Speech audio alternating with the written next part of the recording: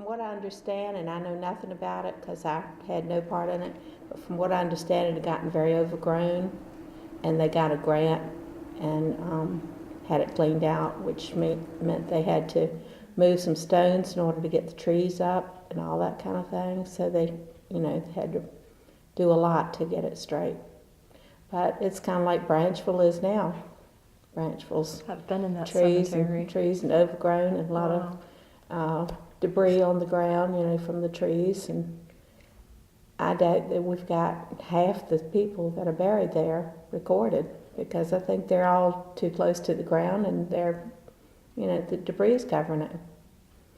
So I'd like to see some group. We copied the ones we could see, but I keep finding obituaries that say they're in Branchville Cemetery, and I don't have a stone for them, so I think they're there just buried. But that's true of a lot of family cemeteries. The stones have gotten buried over time, especially if they're out in a field, because the wind will blow the dirt in there, and it just gets buried over time. Well, you can go in any of the cemeteries, even Poplar Springs, and some of them, in the summertime, the grass gets over the stone, and unless they keep it cut with a weed eater, some of them are like 1.5 inches, 2 inches deep now.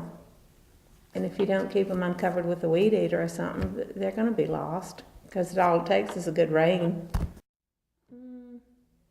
I don't know, because they have Bible records and other things that might tell them, but young people aren't interested in cemeteries and family history until they reach 50 and over usually. And by then the grandparents are usually gone, and there's not a lot of people to tell them. So I know there's quite a few cemeteries we have right now. If it wasn't for Bible records or grandparents, we wouldn't know who's buried there. We have several that the cemetery's completely gone. They just say, we remember it was so-and-so, so-and-so's grandmother, and then we can look it up and see who the grandparents were and make a cemetery. And we've done that several times. And we know from Bible records if the family lived on a family farm for 100 years and the grandparents lost 2 babies and the grandparents are buried there and the other children are buried there. If they lost 2 babies, they're buried there too. So if we have the Bible record or something, we add those. Or if somebody knows who they were, we add them. So I think that's a good thing. And there's so many cemeteries that are lost to woods or, just lost to time that we'll never know. But we've got about 450 family cemeteries found in the last few years, because I haven't been doing this that long. So that's a lot. How long have you been doing this? Probably 15 to 20 years, but I haven't been doing cemeteries that long. I haven't been doing those but maybe 12 or 14 years. So, my husband's grandmother had a lot of research that she had done, and she just left it, and nobody was interested in it. And I'm thinking that's a shame to throw it out, because she had really done a lot, because she'd gotten in the Colonial Dames and the United Daughters Confederacy and all of that kind of thing. So she had a lot of documentation, and I just thought that was a shame to throw that out. And at the time, my grandmother was living with us, and she wanted to talk about her family, and so it just kind of evolved. And then I got to looking for cemeteries in this area that had my husband's family in it, and found out the Historical Society had a lot of them copied, but nobody to type them up. So I volunteered to type them up, and I've been doing it ever since. Let me show you. Okay. See, somebody will call and tell us where it is and who's buried there, and usually all they'll have is like the name and the date. Well, then I can look it up on genealogy or Ancestry or some of those other websites and find out who the parents are and a little more about them. And then we've been looking up obituaries, and I'll put the obituary down here. And from the obituaries, I can usually tell who the person was, who the parents are, who the brothers and sisters are, and who the children are. So we just kind of go from there. And some of the books in the courthouse tell us who they are. And if we find out that, say we thought this one was buried there and we found out he's not, he's buried somewhere else, so we've marked him out, I've got to correct that one. Or I have corrected it. I don't reprint them all every time I have a correction, because we have 9 volumes and there's about 50 or 60 in each volume. So I can't afford to reprint them every time there's a mistake. And we try to put the military, if they were in the Civil War or Revolutionary War or something, if we know it, we try to put what unit they're in. A lot of times, so you can get a military stone for free from the Veterans Administration. So the Sons of Confederate Veterans and organizations like that order these. They have to get a family member to help them order it, but they order these markers and have a really nice tombstone from the Veteran Administration.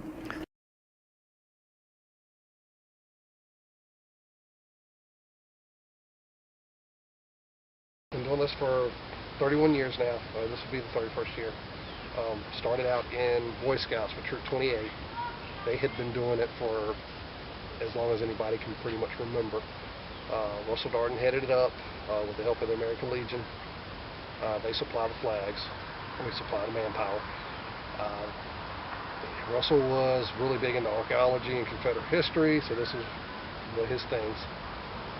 After the troop folded up, my father, Eddie Phillips, took it over, and he was post commander of the American Legion post then. And for a while, it was just me and him. We didn't have any help because our troop folded up, and we couldn't get any other troops to really help out. So Dad got pretty bad off sick, so it kind of fell to me. And I think I went 2 years with very little help, and the past couple of years, Troop 17 has picked up and helped me out. So it doesn't take quite as long. That's pretty much how I got started on this. I got 3 maps here. I got another one in the car. Altogether, there are 7 maps, totaling somewhere in the neighborhood of 550 flags. So it takes a good little while to get them out and get them picked up. And you have to come back out and pick them up. Okay.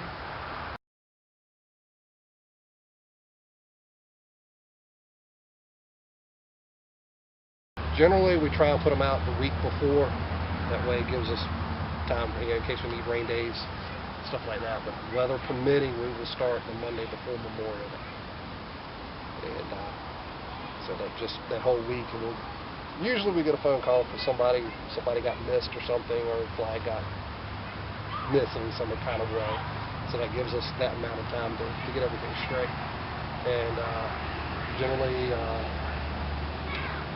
one of my former assistant scoutmasters, Mike McGee, me and him will come out Memorial Day Monday and do a run through real quick, just make sure everything's standing up, everything looks nice, and it's on for a ceremony that the American Legion puts on, and then generally Tuesday we start taking them down. So you have the ceremony that Monday. That Monday noonish is usually when the Legion does it. So it's all a good thing. We have a website that it's a Yahoo website that we think like people can post their family or pictures or questions and things like that, and we've got over 350 members, and I've had over 800 contacts looking for information from Southampton County or Isle of Wight or Suffolk. So And they're all in. I think if we've got 800 people interested, that it's pretty important what we're doing. So. Mm-hmm.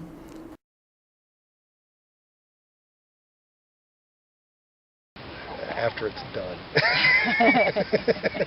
But you know you're doing it for a purpose right. and a reason. But after it's done, that week is a little stressful. It's a little stressful. It's a little stressful. Yeah, and he's doing it for how many graves again? It's at least 550. I have to go back and add up and Around about but the... it's right in it. Yeah. Probably copying obituaries and finding people that are in the cemeteries that aren't marked. I think that's probably what I find is helping more people. Helping put the records from the courthouse well, that doesn't have anything to do with cemeteries, but putting the courthouse records on the internet, I think helped a lot of people. And putting cemetery records on the internet for people that are doing genealogy, I think it's been rewarding. We've added the marriage records up to about 1922, and the courthouse now has from 1950 forward on their computers, so it's easier to look up than the old books. I think helping other people with genealogy and getting this kind of information on the internet is I think it's very worthwhile. Helps other people.